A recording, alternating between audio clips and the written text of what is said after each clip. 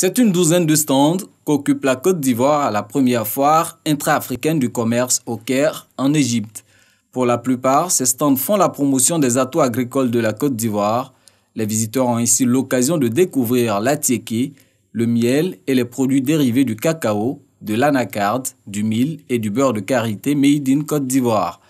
Des produits déjà connus sur les marchés européens et asiatiques, mais en quête de percée sur le marché africain. Anciennement, nous livrons du beurre de karité à la Tunisie, au Maroc et un peu à l'Algérie. On n'avait vraiment pas de marché au niveau de l'Égypte. J'ai tapé à beaucoup de portes, à des sociétés cosmétiques qui sont très heureux d'avoir le beurre de karité directement venant de la Côte d'Ivoire parce qu'anciennement, la Tunisie, le Maroc et l'Algérie prenaient le beurre de karité à partir de la France. Les artisans ivoiriens sont aussi à la conquête du marché africain. À cette foire, ils sont venus proposer des pagnes tissées, des prêt-à-porter, mais aussi des accessoires de mode, comme ces sacs en cuir. Il y a un gros marché en Afrique, ça c'est clair. L'Afrique est de plus en plus consommatrice de ce qui se fait sur place. Et puis bon, comme c'est notre bataille de transformer nos produits bruts. Parce que tout ce qu'on a là, l'idée, les accessoires sont faits par des artisans sur place. Le cuir, c'est de chez nous. Le batik, on le fait faire par les artisans. En fait, c'est d'avoir un label, on ne peut pas dire 100% made in Côte d'Ivoire, mais 100% made in Afrique.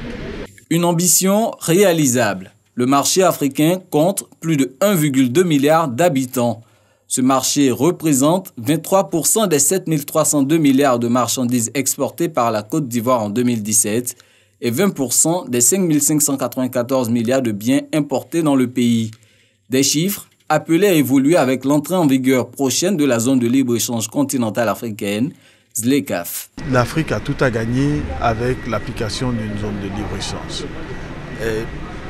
Pour plusieurs raisons. Les pays européens ont des zones de libre-échange. Et ça n'empêche pas les pays de compétir au niveau industriel entre eux. Et le bénéficiaire, c'est le consommateur, c'est l'habitant, c'est la population des pays. Pour cette première édition, la foire intra-africaine du commerce a enregistré plus de 2000 exposants et 70 000 visiteurs. 27 milliards de dollars d'accords commerciaux ont été conclus selon la Banque africaine d'import-export, Afrexim Bank.